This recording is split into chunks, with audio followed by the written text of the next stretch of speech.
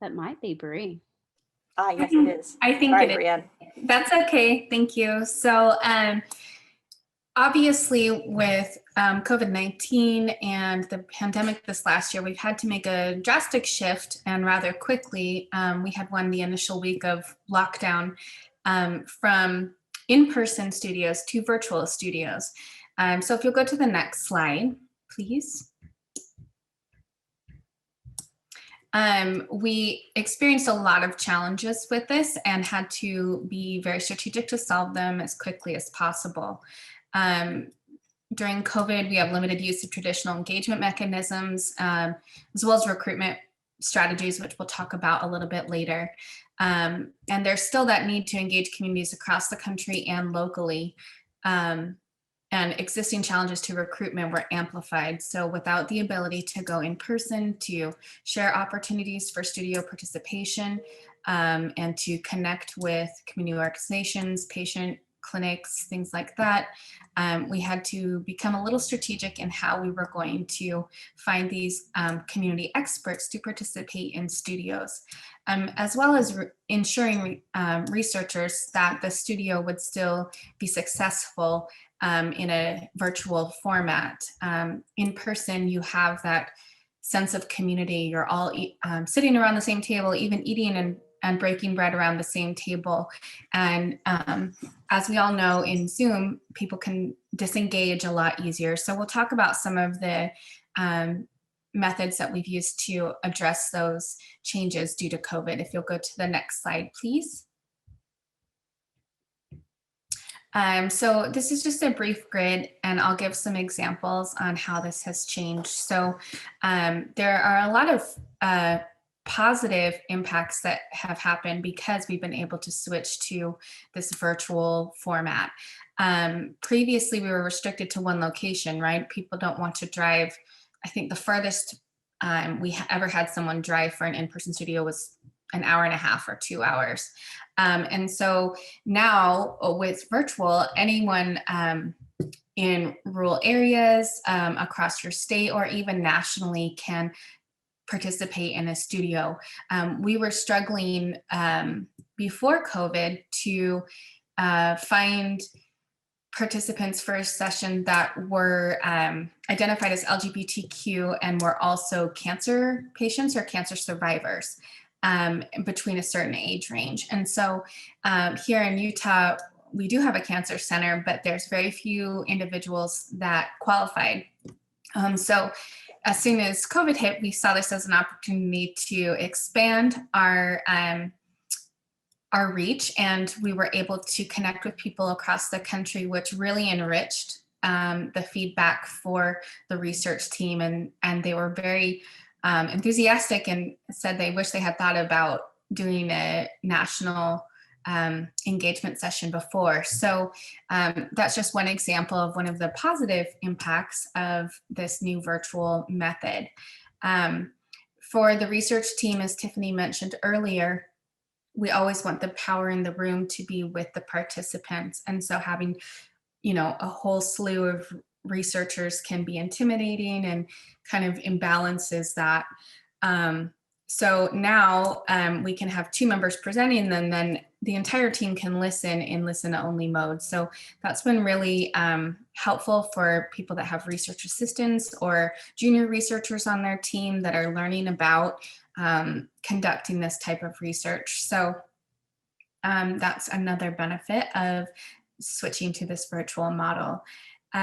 For facilitation, we used to gather around a table, and you would have, I don't know for you, Tiffany, but for me, at the head of the table, feeling control, being able to walk around the room, being able to use a lot of facilitation techniques to maintain the stasis of the conversation.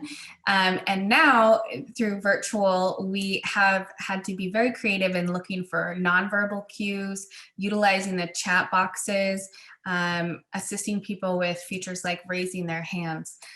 We've actually created a virtual engagement studio guide for some of these changes that we've had to make and how to adapt your skills as a facilitator, as a scribe, and even as a community expert or participant to participate successfully in a virtual studio. For compensation and evaluation, it used to be a really simple process for us here in Utah. We do use gift cards, so we were able to just go to the campus bookstore, pick up our gift cards, deliver them in person, make sure everyone got them, have them signed that they received them. And I feel like last summer was the summer of gift card tragedies for us, as we had to shift to mailing them. We had to do certified mail. We had examples of people saying they didn't receive them, but then they find them in their daughter or sister's room 4 weeks later.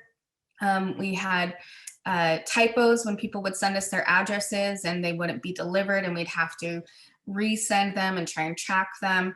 And even going to Walmart itself or to the grocery store to purchase gift cards was difficult because we were in quarantine and we weren't supposed to be going in person. And Walmart has a limit on how many gift cards you can purchase at a time. They think it's fraud if you buy more than 5 or 10 in a day. So there were a lot of challenges for us, but we have 90% of our participants have agreed to shift to an email electronic gift card. So that's really helpful for us because we can get them sent and confirmed that they've received usually within 48 hours, whereas the mailing process used to take 2 to 4 weeks. And then as far as evaluation, I do miss the days of in person for that purpose because all of the paperwork was right in front of them. So we used to say, fill out this evaluation and bring it to me in exchange for your gift card on your way out the door. So I can make sure that everyone actually provided us with an anonymous evaluation of their experience, which really helped us to make sure we were meeting community needs and catering our experiences for participants. However, with virtual, we rely on them to click on a red cap link and complete an evaluation, which is anonymous. So it's very hard to see if they've actually done it or not. And we find that we have, Naomi is our evaluation expert here and she's here on this call, but I think it's 80% returning on evaluation. So we always have a couple people that do not fill them out. And we don't get as much feedback. We have a couple open-ended questions on our evaluations, and in person, I always loved when I would see people write, about their experience and positives and suggestions. And now I think we get like maybe a blank or 1 or 2 words like, thank you, it was fun. So that's a little bit of a challenge and a little bit of a difference, switching from in-person to virtual. And I think I have one more slide, maybe, if you'll go to the next. So lessons learned, and then I'll let Tiffany, I think this is you. Okay. I'm gonna jump in here because I also want to make sure we're answering questions that show up in the chat. So Yeah. I think Ed, I think, had a great question about, yes, Ed had a good question about like how this could inform the direction of a study or like at the beginning of a study. And so I wanted to mention like a quick example. Obviously, I think all of us who work in the community engagement space wish that researchers would consult communities and patients prior to implementing their project, as opposed to coming 6 months in when they can't understand why they can't recruit people for their project. That's not always the world we live in. However, we do quite often now get researchers coming to us. Sometimes it's because it's a priority of their funder. Sometimes it's because they're not certain that they're doing the project in the way they should be doing the project. So we had an early researcher who was a emergency room physician at UCLA who did a community engagement studio on brain bleeds, which for those of you who don't know, I learned are incredibly common. We had a group of individuals who had been caretakers or had experienced this medical condition themselves come and give feedback. He had not submitted his proposal yet. This was for a PCORI to make a decision-making guide, encouraging patients and caregivers to go home, because the majority of brain bleed patients actually get hospitalized for observation, but research has shown that that isn't necessary based on risk rates, according to this physician. So he presented his information, and at the end of the day, every individual in the studio said, I don't care if you tell me there's a 1% chance that my loved one is going to have a negative outcome. This is why we pay for insurance. We're not going home if you say, my mom has a brain bleed, my brother has a brain bleed. We are staying right here. You can give me all the guides you want to give me. And he was like, well, I guess this isn't a good project. I'm going to like regroup. I'm not going to submit that PCORI. Let me see what else is more needed by this patient population. So even if it might have had a positive impact on cost of care or hospital stays, et cetera, none of the caregivers said they would have made a decision any other way than what they had made. And all of them, I should say, had positive outcomes with their loved ones. None of them had experienced negative outcomes according to that. So I thought I should mention that really quickly. There was some conversation around tech equity. You know, whether we do it in person or we do it online, there are going to be barriers to folks participating, and we're really mindful. So when we do those in-person studios, we try to flex out locations and go to where the people are as often as possible by collaborating with community organizations. I will say that according to the Pew Charitable Trust, it is a really large percentage of people now that have cell phones with the ability to utilize cameras, a very, very large percentage. And we have had many people in our virtual studios who have driven to libraries, other community partner locations, Starbucks. Because of COVID, we had an individual who literally drove and sat outside of I think it was a Starbucks or a McDonald's, and she did her studio right there because she really wanted to participate. So we can get as creative and as flexible as we need to be with folks to make sure we're helping them participate. So that might include building up more collaborations with libraries and some of our other partners. And I just wanted to comment to Megan, we did have a person fly in from New York for a studio in Nashville about ICUs, which was amazing to me. She was really passionate about the ICU care that her mom had received. So she flew all the way here for that, which was interesting.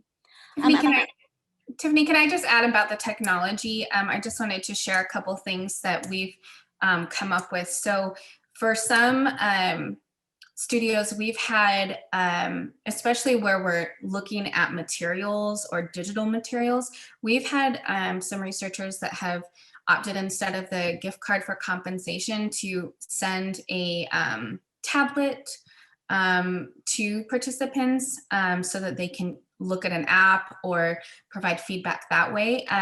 We've also been able to acquire some hotspots and tablets for loan. So we've been able to loan those to community members at the start of COVID. We would deliver them and then collect them afterwards.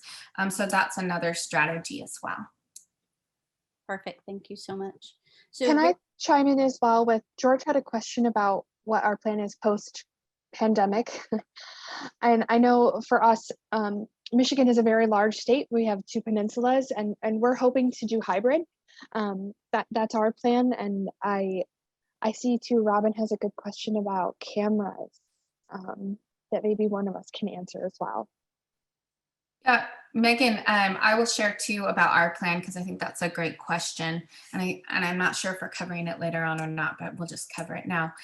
We did hybrids before, where we would include 1 or 2 people on FaceTime or Zoom that couldn't attend in person, whether that was due to a health condition or location or some other barrier. However, we have evaluated participants, and many of them prefer this virtual model because it alleviates a lot of those barriers of transportation, childcare, timing of travel, and fitting in with your life and work schedule. So our plan right now is to continue to offer these virtually. We're still not back in the office, so we are limited to the virtual option, but we've been able to actually double our amount of studios because these are being held virtually. So they do require a little less logistical planning, and we're able to conduct them more frequently. So I believe that we will continue to do them virtually also offering an in-person in case anyone would like that. But we found for people like caregivers, for people that,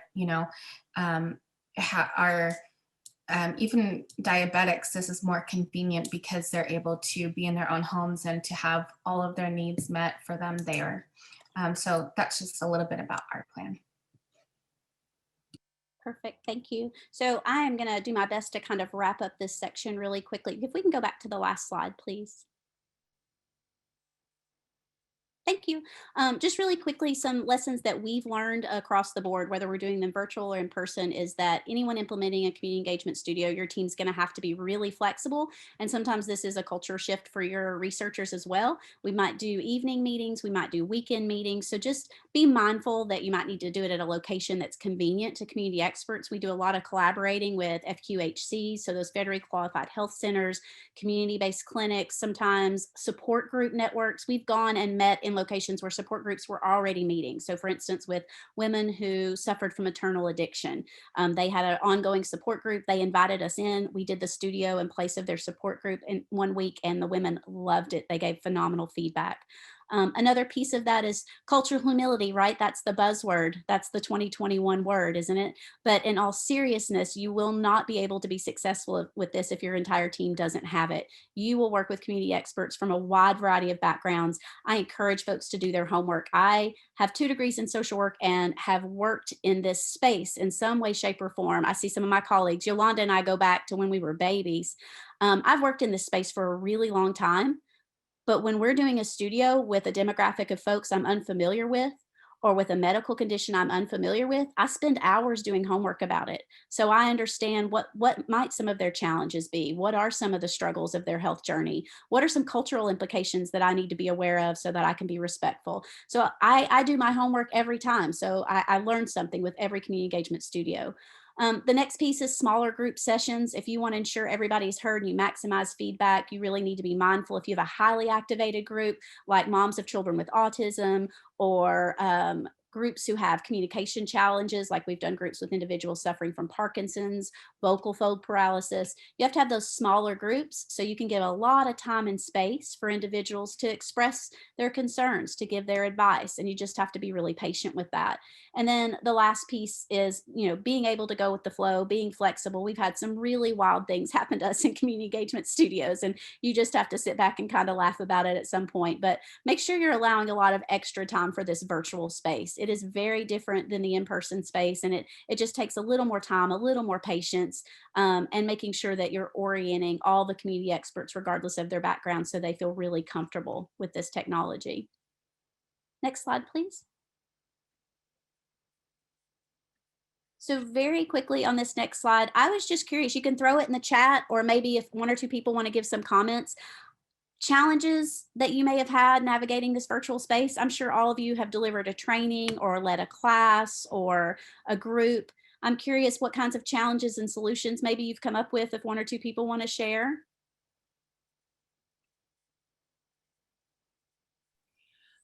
This is Carmen. I would say that one of the biggest challenges is the diversity of access that people have to the technology. And even though they want to participate, and sometimes it's so frustrating because they want to, but it's sometimes it's because they don't understand how to use it. And I feel it because sometimes I don't understand how to use some of that. Me too. Me too. So that's something. And the other thing is, if they have access to a an efficient internet, that's the other. I will say 2 tricks that we've learned over the course of the last year is that we have really honed in on doing a Zoom orientation. We used to send like a guide and screenshots. Now it's just mandatory. We do an in-person Zoom orientation with every person. We walk them through the features. For some, it might take 30 minutes. Even in the studio, we might have individuals having trouble navigating, particularly if they're using their phone for Zoom. That's a lot more difficult to navigate than a laptop. And so we just work with folks. We try to be patient. And when their internet isn't as strong, we will have them turn their camera off so they can continue to participate without us seeing them. Definitely not our preference. Like a lot of you have your cameras off, and I would love to see your faces because it just makes it really hard to engage and facilitate. I feel that way about studios. It's really hard to like engage the studio. And so we ask people, they know going into it, we're paying them for their time. So we ask them to have their cameras on, if at all possible, the majority of the time, so that I can see if Heidi is nodding or if Haley raises her hand or anything of that nature. I think, Kira, did you have your hand raised by any chance? I did. Hi, there we go. This is Kyra. Hi. Ira, thank you. Yeah, no problem. So yeah, that's I really like that idea of having the Zoom training in advance. One of the things we've been doing some like just community engagement stuff in general, and we've had to rely on Zoom. And I think never really quite knowing how much time to plan for that kind of orientation before we do certain things, and trying to, you know, keep everything engaging. So we'll do polls and things. But recently, I do some work with City Match, which is a maternal child health in the maternal child health space. And they introduced this tool that's a Google tool called Jamboard, which I had never heard of prior. And that allows you to like, it's like a virtual flip chart, basically. Yeah. And that was great. And, you know, most of the community folks who were in the room, it was helpful. But then those unanticipated challenges of like, I think someone, like you're supposed to click on the link and you get access to it, you can move it. But then we didn't anticipate someone having the challenge of, we had to figure out they were actually clicking on their screen because we were showing like a shared screen. They're like, I can't move anything. I'm like, what is happening? Like, what could possibly be going on? But that, you know, we didn't even think about that would be a, right, that part of a technology kind of, you know, issue. Yes. Of someone clicking on their screen and thinking that they can manipulate what's on their screen. And so, so I guess to answer that question, Jamboard really worked well for us for engaging people, and they could actually do like hands-on stuff that we would do in person. But for me as a takeaway, I really like that idea of having sessions with folks beforehand to do that kind of orientation and training so that we can spend more time focused on the work. So yeah, and I think you really get to know folks before the studio when you have that opportunity to connect one-on-one. You learn about a lot about their healthcare journey that they'll share with you one-on-one, and then that primes them to share that in a larger group. I know that we have to move forward to the next section because we're getting a little behind on time. And if my team members or anything, boy, they are like, go, go, go. So I'm getting my messages in my chat box. So we'll head to the next section. I think Devin's going to kick us off. I will say to folks, if you have not checked out Jamboard, I think the University of Michigan colleagues introduced us to that, and it's a really cool technology. So I'd recommend everybody kind of check that out later. But Devin, I think that you're next up. It's a break now. We do have a break. Oh, well, there you go. Yes, so we have a break until 11:25. We might give you a little couple extra minutes because we were running a little late, but we're going to try to stick to time. So Tiffany's holding up the snack magic. So if you have not snack magic yet, go for it. Us on the logistics team have been drinking a lot of this free rain for more calm. So that's been good. So yeah, we'll see everybody back here around 11:25. Please don't be awkward. Mute your mics if you go to wander off and use the restroom or something. Thank you.